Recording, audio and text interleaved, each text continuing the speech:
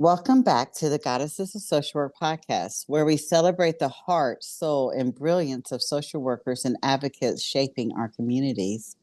Today's episode is part of our Remember Me series, honoring the work of the Central Alabama Aging Consortium and the incredible advocates dedicated to uplifting and protecting older adults and their caregivers.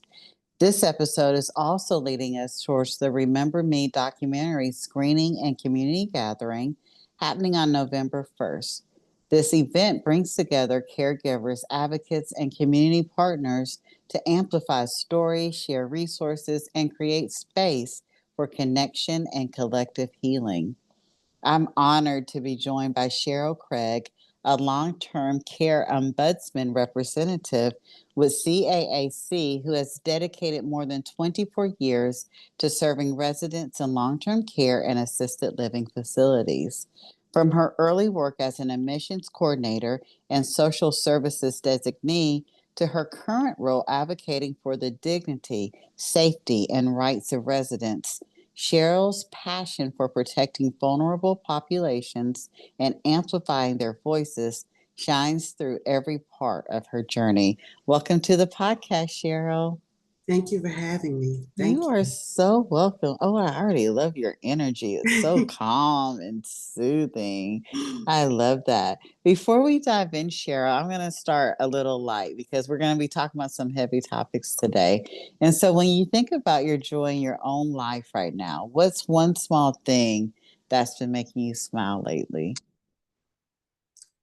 The fact that I still have my mother in my life and that we are in the same household together.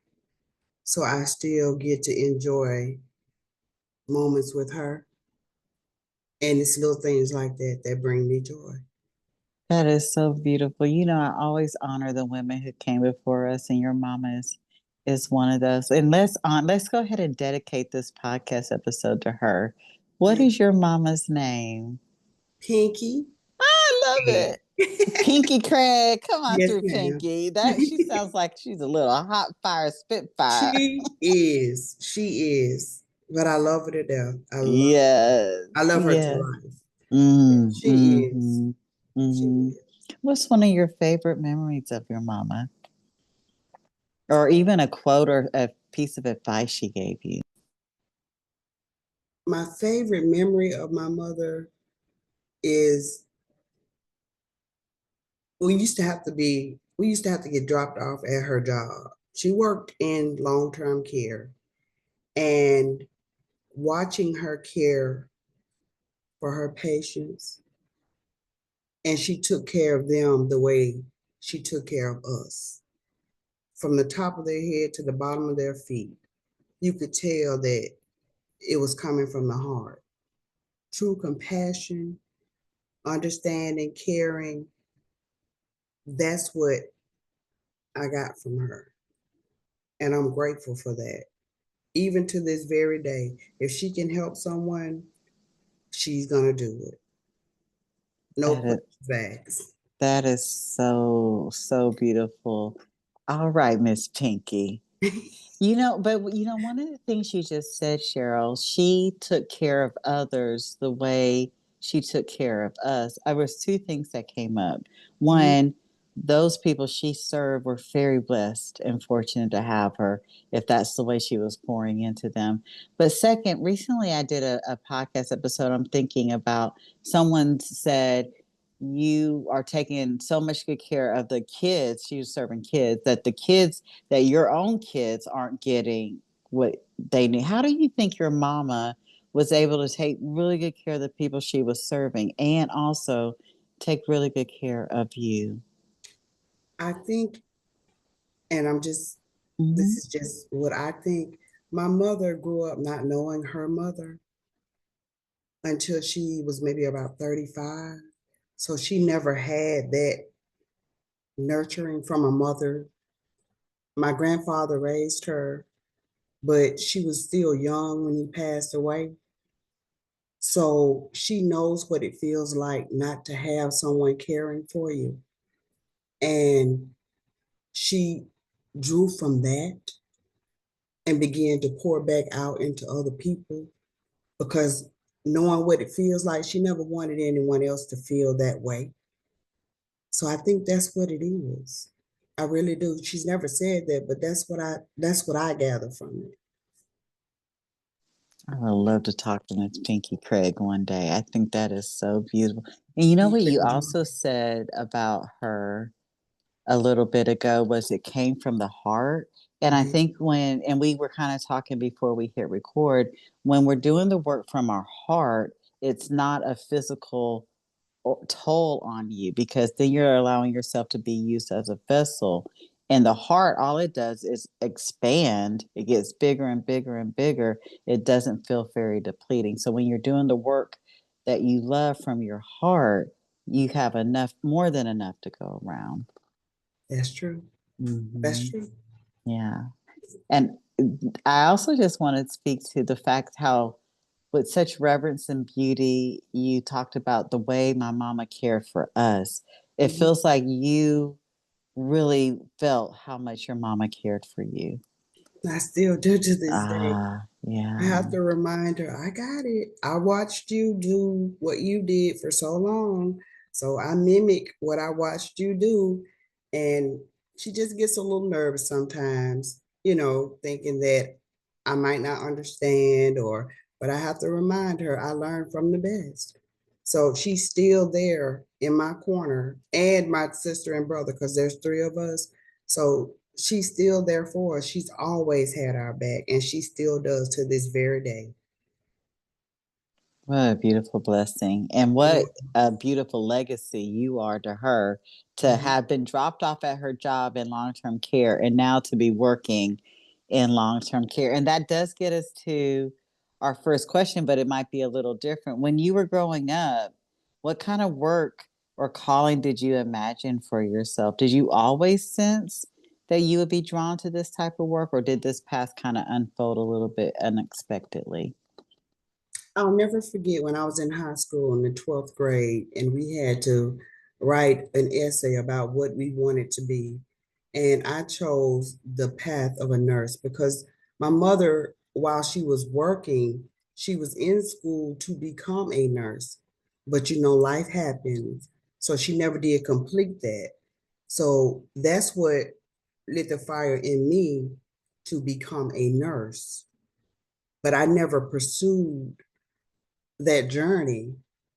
So that's really what it was. I watched her, and my grandmother also worked in long term care as a social worker. So it was things like that. It was in my family, you know what I mean? My aunt was an administrator. So it was things like that. The strong women in my family that I looked up to, that's what that's the path they chose. And I saw how rewarding it was. So that was what made my mind up. I wrote my essay. I wanted to be a nurse. You know what? I believe writing is so powerful. You speak it into existence as well. But I'm also just thinking about, wow, you are surrounded by some incredible women. Your grandmother was a social worker, your mother worked in long term care, your aunt did this work over here. It's Mhm. in your lineage, it's in your bloodline. It is. Yeah. You want to tell us a little bit since that high school essay, like what type of work have you done before you came to CAC? Yes, I started out, my mother got me my first job in long-term care. I worked in dietary, and working in dietary under a great administrator. He's still a mentor to me to this day. He's retired now, but um he helped me to grow, and I changed roles from dietary. I went to medical records. From medical records, I went to the role of being the receptionist. And as a receptionist, there was an opportunity for me to learn admissions.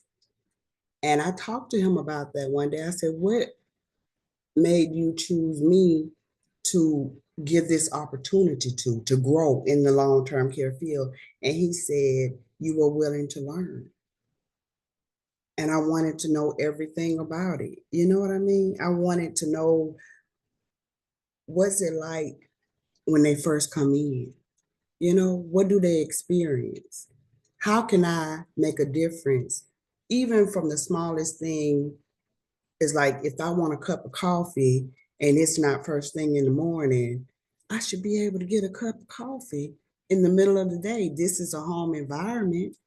So at home, if I want it, like now, if my mom comes out of the room and wants a cup of coffee, she can have a cup of coffee. So I took the initiative to learn everything that was presented to me. And there's nothing like a free education. And I really got a free education and I enjoyed every bit of it. So I just grew and grew and grew and grew. You seem like you just really enjoy life. I do. Mm-hmm. I do. Mm-hmm. I can tell you really just enjoy life. I wrote down great mentor because I think it is so important that we have mentors in our life. And so I guess one, I want to acknowledge him if you want to say his name. But what did it mean for you to have a great mentor in your life? It meant a lot to me. And I'll never forget, he asked me one time, his name is Mr. Bernard Turk. And he asked me, he said, it was evaluation time. And I was under the directive of someone else, the business office manager as a receptionist. And he asked me, he said, do you want her to do your annual review or do you want me to do your annual review? He said, sometimes people will tell you what they think you want to hear. And I told him I would prefer that you do it because if there's an opportunity for me to grow and learn something different about myself that needs to change in order to make me a better person, I want somebody to be honest with me. There's always room for improvement. He's not the only mentor now, but he was the one that lit the fire in me from the very beginning. I love that, Cheryl, because I think that I say this almost in every podcast, but I have the honor of supervising a community of social workers. And so basically, I'm their mentor, but it does come with an end goal of them getting their clinical licensure. But sometimes when they come into these relationships, supervisee, mentor relationships, people, some folks don't want you to tell them the truth. It's Why? that uncomfortable growing pain. But when you are a person who wants to be the best version of yourself, you are willing to allow somebody who's been around the block, who's maybe not done exactly the thing you've done, but knows at least the energy of the thing that you've done, and say, hey, have you considered this, that, or the other? And that is how we grow and we don't stay stagnant and stuck in the same, because you've done, when I read your bio, you've done so many different things. And even you saying that tonight, you did this, you did that, did the other. Some people will just stay stuck because they don't want and get really good at that one thing, but stay stuck because they don't want to receive any feedback of, oh, have you considered you could do it this way? Because they take that as a personal attack or affront. You want to speak to that? I agree with you on that. And the reason why I do is because I almost got in that position myself when I had grown as much as I could at the facility, the first facility that I was at. It was time for me to leave, but I didn't know how to leave. I had got my bachelor's in criminal justice. I knew it was time for me to leave, but there was another administrator that stepped in because Mr. Turk had moved up. He had gone to a corporate level, but he still mentored me so that I could stay on the right path. But he was training administrators, and the administrator that he had trained to come into that building is the one that actually had to do the pushing. And when he pushed me, he put me in a position, and I give the credit to God because I didn't know how to leave. And I told him that. It was him and the DON who had watched me grow up in long-term care and was good friends with my mother. She said, Cheryl, you took it better than I thought. I told them, I said, I knew it was time to leave. I didn't know how to leave. But the way I left, and this is the truth. I had a paycheck all the way up until he got my resume and placed it in the hand of another administrator at another facility. And that's when it was time for me to step it up and do the admissions and social services designee, which I had never done. But I had worked so closely with the social workers in the building that I was in under Mr. Turk that I had knowledge that I didn't even realize I had. And one of my good friends that was a social worker, he passed away, D-Lot. He told me, he said, you can't teach people how to care. And you care. And so that's why I moved over here. And Miss Oliver, my new administrator with a whole nother company, she poured into me as well. And this was a person that had done, like you just mentioned, she worked as a admissions coordinator / social. She had worked that role. So she knew that I would be a good fit for that role. And I never missed a check. Everything was all right. So the transition was well with my soul. And that's what I told him. I wasn't bitter. I hated the people that I had worked with for so long, but it was time for me to move. So that's how I moved. And won't the universe God just push you? Like you want but what I love about your story is you'll get pushed, but you're still gonna be taken well care of. Didn't even miss a paycheck. I did not miss a paycheck. Mm-hmm. And I just, it was nobody but God. I did not miss Yes. a paycheck. Yes. Have you learned, because I've been pushed, and I know our audience, the people listening, some of them have been pushed, but from having been pushed a couple times out of agencies that been knew was time for you to leave out of, have you learned over the years now when it's instead of getting pushed, you're like, okay, I got you. Yes, I'm gonna yes, go ahead and take my bags myself. Have you learned that lesson, or you still feel like you still get pushed every now and again? I learned that lesson Mm. when I left the second facility because the drive, if I had stayed where I was, I could have grown more. But the drive, because I was still driving from Montgomery to Selma, it became challenging, and it was during COVID.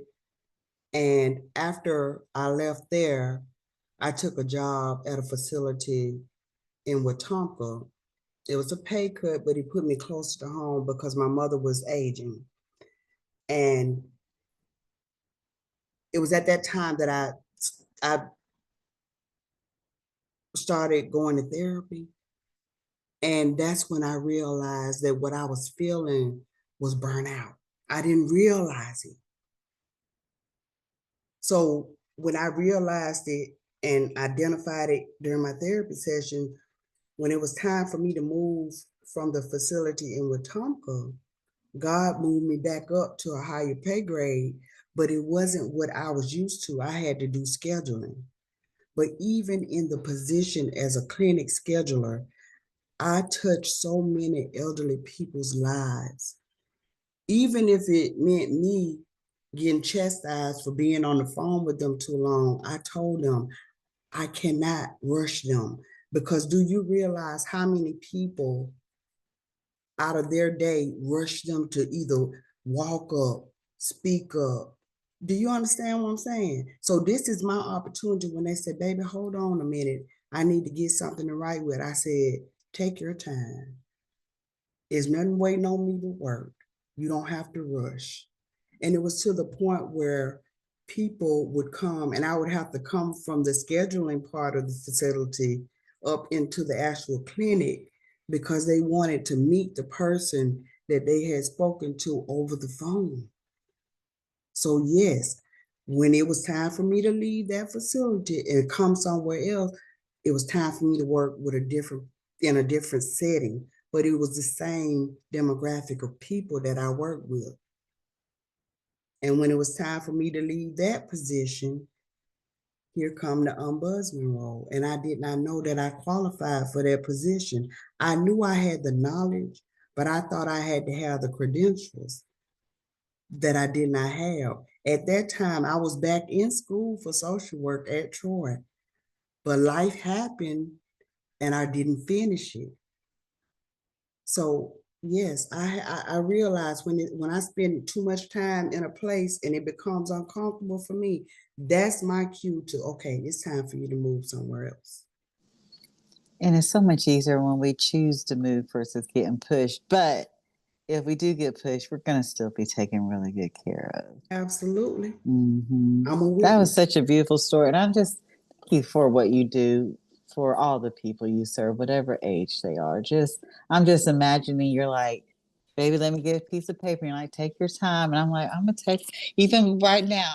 I took that as permission. We're gonna take our time tonight. Absolutely. We are gonna take our time. I love that. And so because I know you brought up the spudsman, Mhm. and we're gonna get into that, but because we're taking our time, and I could just listen to you talk. You have such a calming voice. I want to ask you a question that wasn't on our original questions. Your mama Mhm. was she served long-term care facility for years. You've worked in long-term care facility. What do you think is the difference between when your mama was there and and now your time spending there? Has it evolved, or are there any changes or beliefs you had about it that have changed over time? There have been a lot of changes. Hmm. The For one thing, it's the staffing, and a lot of people are much younger that's going into becoming the CNAs and nursing, and not all of them, but some of them, it's a job, it's a paycheck, and we forget that we're taking care of people. And it's changed. And I went to a seminar, and it was years ago, and the speaker, she said that we were going to see a change, that the people that are going to be working in long-term care are not going to be like the people that worked in long-term care then. It's not going to be the compassion and taking time. Some of them do, but with the shortage of staffing, you didn't really see that back then. But it is so common now. And so it makes it hard for the caregiver, and it also makes it hard for the person that's receiving the care. So yes, it has been a big change, and they're trying to find ways around that, but nobody has really come up with a good solution where you can accommodate both your workers and the people that you're caring for. So that's what's needed. And you said the social worker who passed away, and honor to him, but you said you can't teach people how to care. He told me that. Hmm. He did. Yeah, yeah. Okay. Well, I'm gonna move to my next Okay. question. You've worked in long-term care for over 24 years in so many different roles. We just talked about them.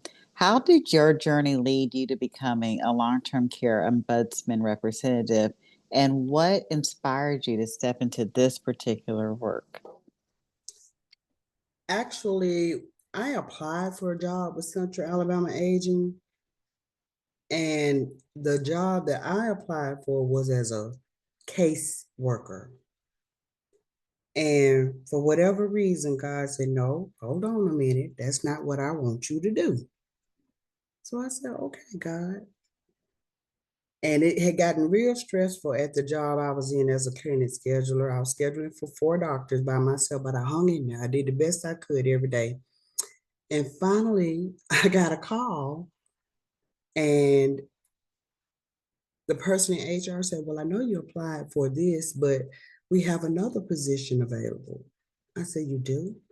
And when they mentioned that, I said, I'm not a social worker. She said, you don't have to be. I said, really? She said, no, you just have to have a bachelor's degree. I said, absolutely. I would love to become an ombudsman representative. I was already an advocate working in long-term care. In every role that I worked in, I advocated. But now I'm going to be certified to go in and advocate. Because when you're working in there, you have to look out for the facility and you have to look out for your client. But as the ombudsman, you're not attached to the facility. So you try to find that common ground. You're the mediator, but you're that advocate for that resident and making sure that they're being treated with dignity and respect and that their rights are not being violated in any way, shape, form, or fashion. So as I grew in long-term care, I knew that that's what I wanted to do. It really, really did bother me to have to move from that role, but it was time. God had work for me somewhere else. And once I completed that assignment, this is my reward. I'm back in long-term care doing what I love doing, advocating. And you didn't even have to be a social worker. I didn't even have to, but I wanted it. I'm telling you, I was in class. My teachers used to, oh my goodness, writing those care plans and stuff, but they didn't know I had, that's what I was doing anyway. But hey. And you know what? And I hope, because, obviously I'm biased. I hope that somehow you find your way back in the classroom because the profession needs you even higher and higher and higher levels, right? So I'm praying, if that's something that you still desire, that somehow you find your way back into the classroom because we need you. But I think it's so interesting because you're like the second or third person that I've talked to at the CAC. Nobody got the job they actually applied for. Mm-mm, It's almost mm-mm. like whoever is doing the hire is like, I know you applied for this, but this Right. is where we really could use your strengths and your personality and you're like the third person Mm-hmm. at the CAAC that story has been told. And like, what is going on over there where they're putting you guys in the perfect In the perfect positions? position. It's all aligning with God. That's the Mm, way I look at it. I don't know about mhm. anybody else, but for me, that's what it is. That is beautiful. And so, what does it mean to you? We're going to get into what exactly is an ombudsman in just a Mhm. second. But what did it mean to you to land that role, especially a role you weren't even looking for? Because I just want to encourage people, just apply, even if you're just like, I'm just going to do this thing right over here. Just go ahead and apply because the dream job might Right. be this HR person like playing chess or checkers and putting everybody in the positions that they're called to be in. So what did it mean for you to actually land that position, a position you didn't think you were qualified for, nor did you even apply for? I was overwhelmed. I was very excited in disbelief, but I did a lot of praying and talking to God at that time because I said, okay, I hear you. This is what you want me to do. This is what I'll do. This is where you want me to go. This is where I'll go. I just couldn't believe it because I said, I'm going back to what I love doing, and that's being in the long term care field. I mean, it was just, I couldn't believe it. I really could not believe it. I was overwhelmed. I love that. And I just love that story. I love when stories like that come out because I just am like, it wasn't even a position you applied for. I didn't realize that when we decided to do this interview, this was something that you were called to do and opened up for you because you were obedient. And I love that. And so now tell us, because I'm going to tell you, I did not know what an ombudsman was. It was early in my career, but still for, most of my life, I didn't know what one was. And I'm so certain that a lot of people may not know or be familiar with what an ombudsman actually does. Can you share who you serve and why this role is so essential to residents and their families? We serve the population of people that reside in long-term care facilities as well as assisted living facilities. And what we do is we go in, and we're not surveyors, but we go in and we do have to check the conditions of the facility. We do have to make sure that their appearance is clean, no food all over their clothes like they haven't been attended to. We make sure that if there's a water pitcher in front of them, there's water and ice in there. And if there is water and ice in a pitcher, that it's not sitting on the other side of the room because they can't reach it. If we go in and do a routine visit, Marianne and I, Marianne is the other ombudsman. There's two ombudsmen at Central Alabama. If we go in and say there's a family member and they want to know how to go about asking about, well, mom's clothes have been missing and I've tried talking, we direct them to the people that they need to talk to that should be advocating in the building, which is the social worker. That's their in-house advocate. And it's a lot of people that don't know who those people are in the facilities. And what I like to do is, if I'm talking to my residents, I want them to know that as well. Because when you think about me being an admissions coordinator, when you do an admission, the majority of the time you're not even talking to the resident during that admission meeting, but they're the one you're going to be taking care of.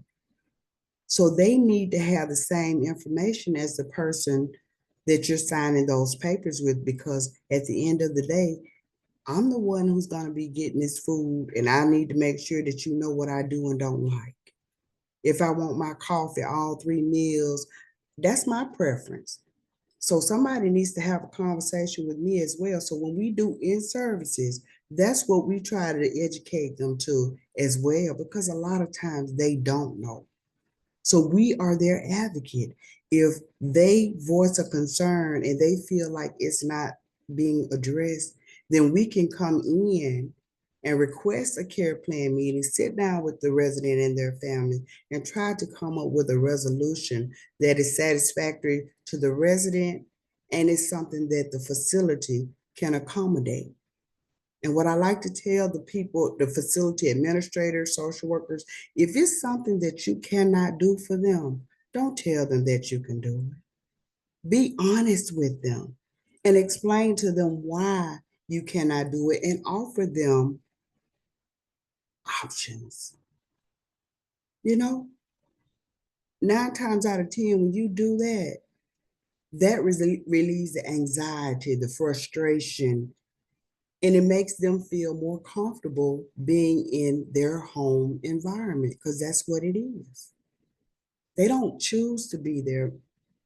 Some people don't have a choice, but try to make them as comfortable as you can, and please be respectful of them.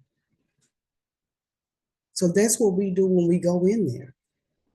We try to build a rapport with those people in administration so that if there is a concern, that they're willing to sit down, talk it out, and listen to whatever recommendations we have to try to make life a little bit more comfortable for those people that they're caring for.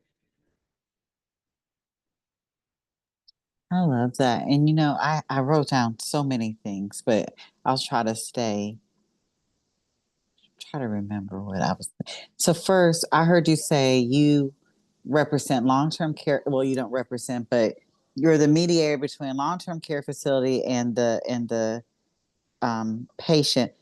What I heard with that is not just seniors, but anybody who's in the Anybody. anybody, children, adolescents, young adult, Yes, whoever is in ma'am. the long-term facility, you are the person that is that middleman for that person.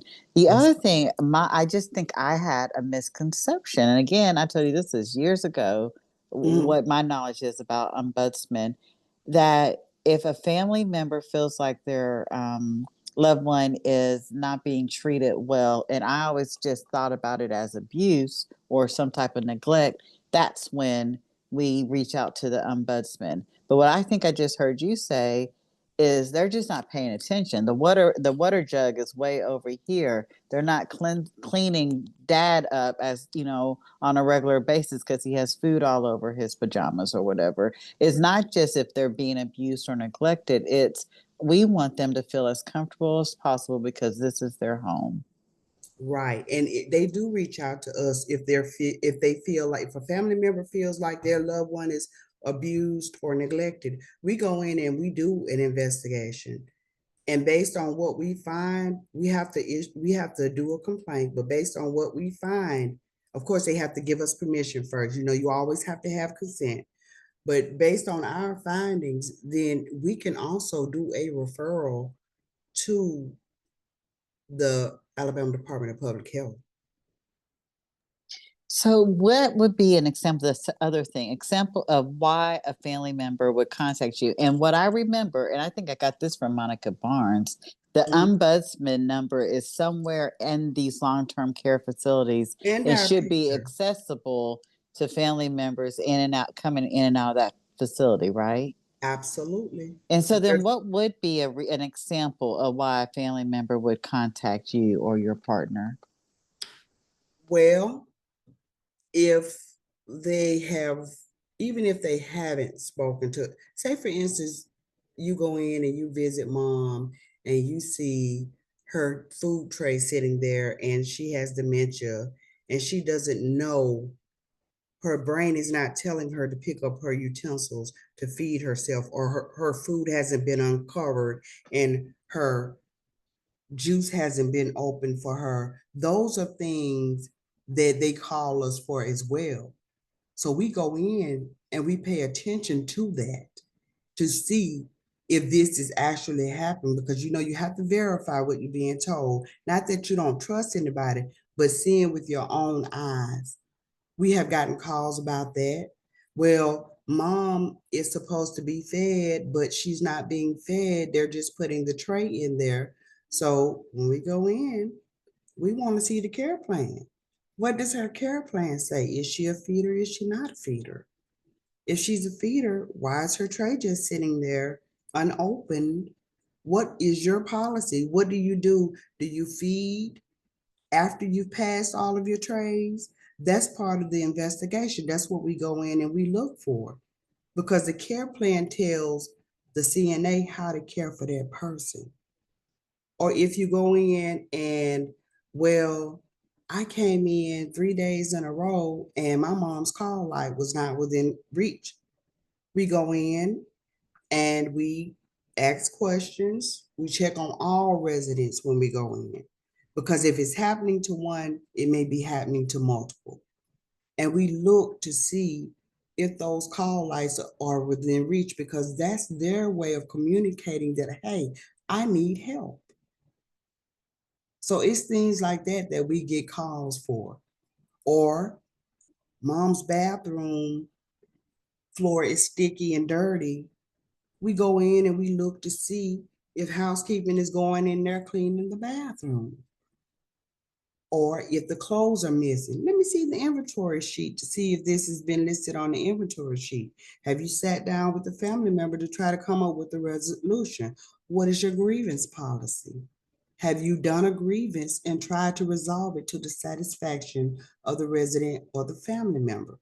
So we get calls on a variety of things. It's just dependent on what the family member may be experiencing and what facility. And thank you, Cheryl. And thank you for the work you do, because it feels like, again, going back to you can't teach somebody how to care. The fact that you're being that attentive to the folks living in these long-term care facilities means you really have to care about the people that you're serving. And so we before we hit record today, I asked you how your day was, and I said, was it a busy day? And you said, yeah, it was busy. And so I'm imagining, do you guys get a lot of phone calls then, or are these We do. rare? We get phone calls, and we have, well, you don't know, but we get phone calls not only in reference to problems in facilities. We get calls from people who are in the community who don't they don't know how to start the process of getting someone into a long-term care facility. So we answer those type of questions. Or if someone wants to transfer their loved one from one facility to the next facility, we get questions about that as well. We even get questions from people who may have a neighbor that's been wandering, doesn't have any children. You concerned because it's a safety hazard, something's going on with the lights in their home. Sometimes they're on, sometimes they're not, and they're forgetful, and they don't have loved ones. So we then give them the contact information to the appropriate authorities because we don't have jurisdiction in the community. So we are a resource for them as well. So any way that we can help, our main focus is long-term care and assisted living. But we get different phone calls for different reasons. And if we can be a resource, then we are a resource to them. We point them in the right direction. I've heard that repeatedly about Mhm. CAAC. Like if we don't have the resource, we're going to show you and tell you how to get in touch. But Absolutely. yeah, I've heard that repeatedly. One more Mhm. question about the ombudsman. How does one, and I was like, oh, you doing social work. I like that. But how does one become an ombudsman? Like, what is it just, I applied for the job and now I'm one? Or I heard you say, is there a No, certification yes, or? ma'am. Mm. We had to study a manual. I'm looking at it right now. It's about this thick. And then we go downtown for 3 days, 3 to 4 days, and the state ombudsman has to certify us. We have to take a test. And then we have to do CEUs to try to keep your certification up. So all of that falls in line, but you are tested for it. And we are looking for volunteer ombudsman representatives. And they go in, and it could be someone that's going in, depending on what they want to do when they go in the facility.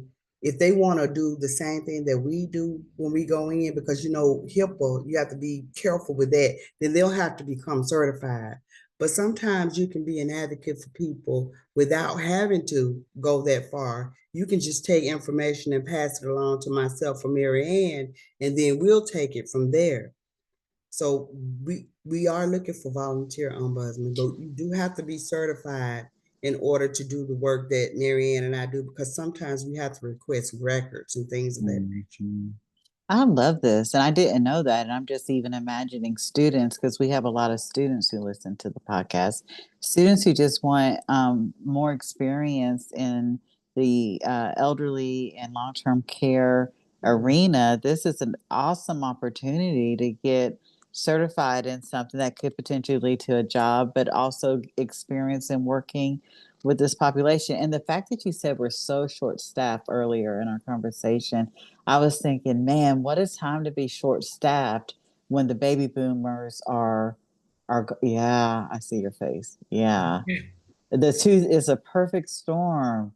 And so it being a perfect storm for some things to pop off might be the perfect opportunity for volunteers who do care and need some stuff on their resume, Absolutely. students, to be able to come and volunteer with you guys and learn from experts such as yourself as well. I'm putting the call out, and I'm going to make sure we put your link to the CAC. So if somebody's listening and like, I want to volunteer, there's no place to volunteer. Cheryl Craig just told us you can volunteer as an ombudsman as long as you get the certification. And it sounds like she'll help lead you in the direction Of course. to how you can do that. So that's exciting. I love that you said that what your love was advocacy, and that you've been advocating since you were, when your mama was still doing the long-term care. And so advocacy in long-term care can be complex, especially when residents and families are navigating complicated systems. I was thinking about, and I told you, even having a degree and having worked in the medical system myself, it is very complex to navigate.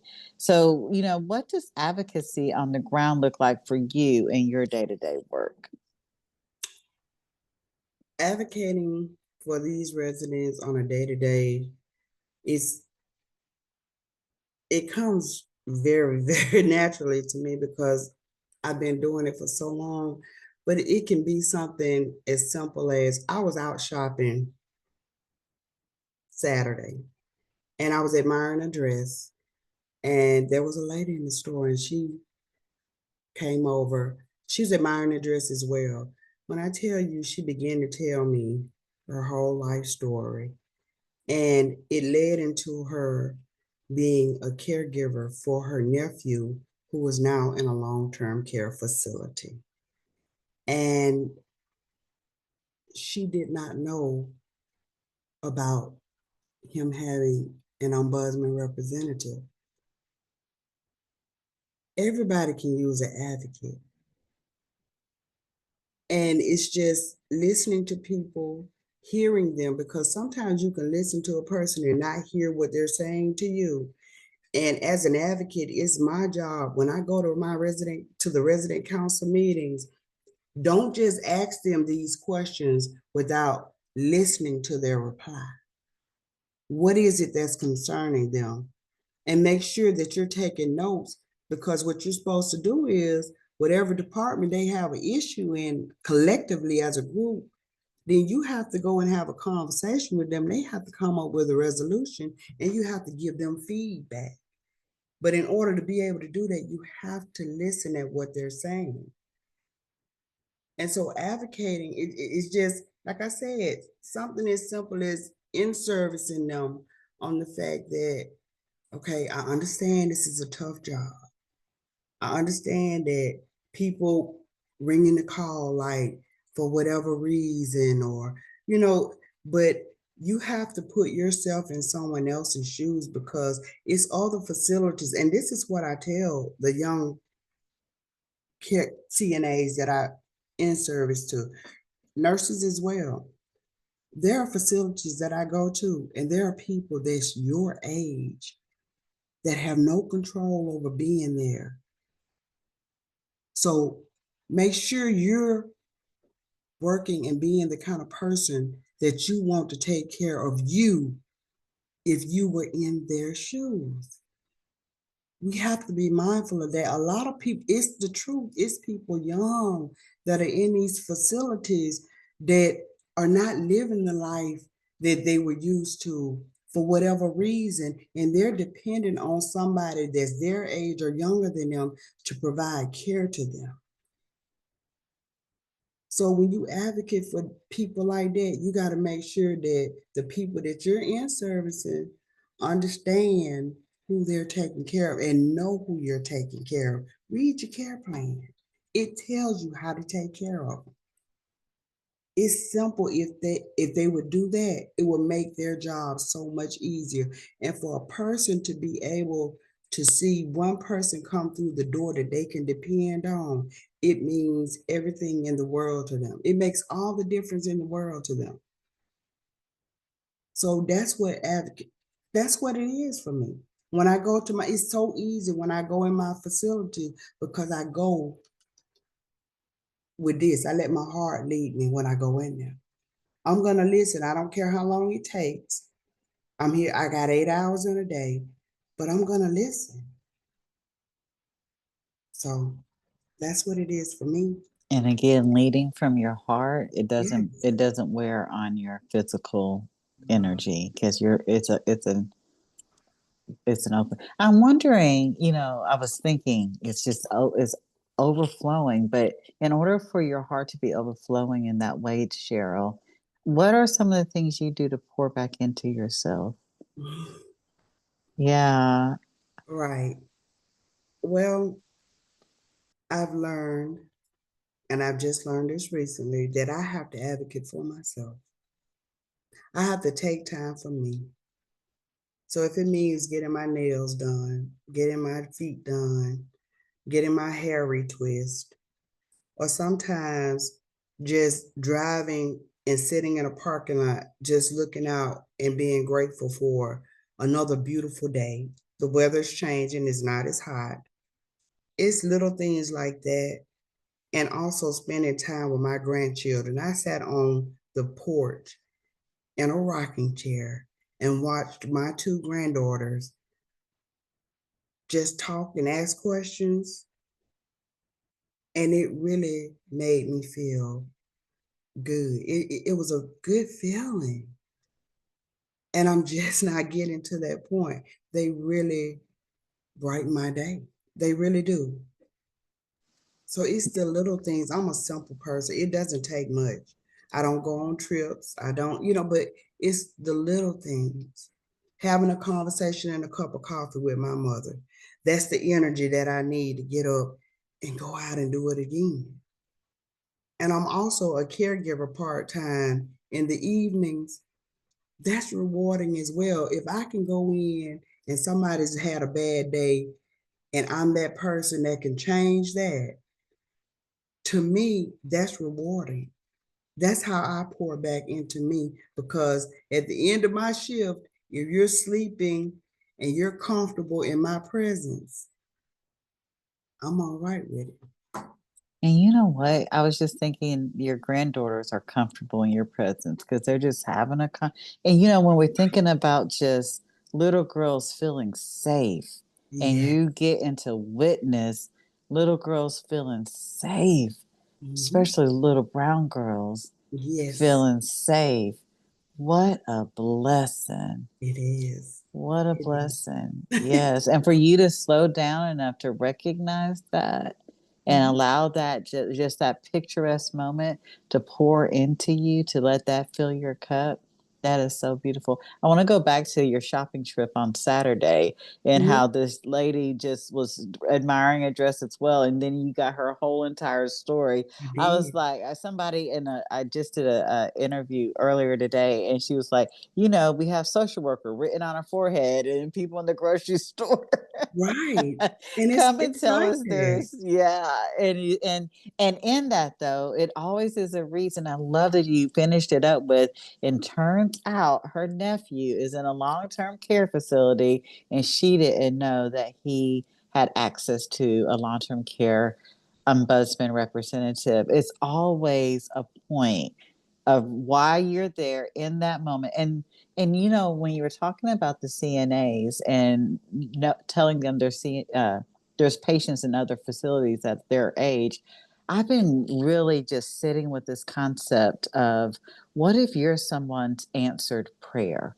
So if I'm someone's answered prayer and I'm that CNA who's caring for that person, Mhm. and I'm doing a good job. I'm, caring for them and loving on them and singing or whatever it is that good job looks like for them. I'm that person's, or even that person's mama or grandmama's answered prayer, because then I know I also have my own prayers that I'm, waiting to get answered. And I want my prayers to come in that same high frequency energy that I'm pouring into someone else as being their answered prayer.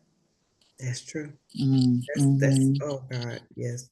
That's true. I want to be an answered prayer. I want to Exactly. be somebody's answered prayer, and if I'm that person's answered prayer, my answered prayers are going to come in a package that looks like me.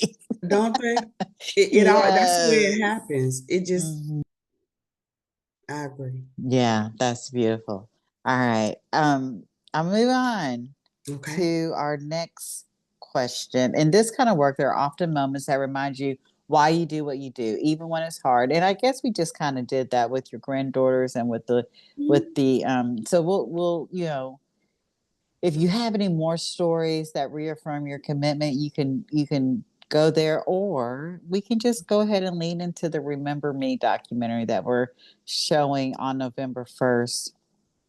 Okay. Let's do that. We're going to move into the Remember Me documentary that we're showing on November 1st. Um, at CAAC, where it's a documentary and a community gathering, and it's going to be such a powerful tool for awareness and education. What are your hopes for those attending the screening, especially any caregivers or advocates who are working with people in long-term care facilities? That they will gain a greater understanding of why it is important to advocate for those people, and or anybody that needs advocating. You can advocate for people at the doctor's office. anybody that needs somebody to be a voice for them, if you get educated and you become stronger in your knowledge of what you're advocating for, then that makes you stronger in being able to speak up. A lot of people, you know how the teachers always say, don't be afraid to ask questions because someone else in the class may have the same question, but they're not brave enough to ask. Then you can be that one person. It's other people that may not be brave enough to speak up. But if one person speaks up, then it's like a domino effect. It'll make other people feel comfortable in speaking up. But you have to have a full understanding, especially when you're dealing with your loved ones. You got to understand and see it from their point of view. And then that helps you to not become so frustrated. You know what I mean? You just, okay, I understand. And it makes life much easier. It makes taking care of a loved one much easier. Advocating becomes easier. People don't realize it. They may be advocating every day and just don't realize it. We're advocating on this podcast. We're just Right. saying be an advocate and also be an advocate for yourself and make sure you Absolutely. pour back into yourself. But what I heard you say is be someone's answered prayer, even if it's being brave enough to ask a question that someone else we don't know who may else need to hear the answer to. You Right. are actually again someone's answered prayer. So Right. being somebody's answered prayer by speaking up and advocating is Right. key. Cheryl, I have so enjoyed this interview. I've been smiling the whole time. I learned a lot. But we are coming to our final question. And, we talked about the Remember Me documentary and how it is about honoring stories and voices that Mhm. deserve to be remembered. If you could leave one message with our audience today that you would want them to carry with them about the people that you serve, what would that message be? Always remember that the people who are in the long-term care and assisted living facilities, they were younger at one time. They have paid their debt to society. They paid their dues. So when we're caring for them, when we're advocating for them, just be mindful and approach every situation dealing with it because they're delicate. Approach it with empathy and also compassion and make sure you listen to what they're saying. Even if it doesn't make sense, just listen to them. That's it. Slow down and listen. That's Slow it. down and listen. That's it. That's Mm-hmm. it. So beautiful. So beautiful. Cheryl, thank you so much for sharing your story and for your decades of dedication to protecting the dignity and rights of residents in long term care. Your work is a reminder that advocacy is love in action. It is. Thank you Mm-hmm. for having me. I You are really so enjoyed it. welcome. Yes.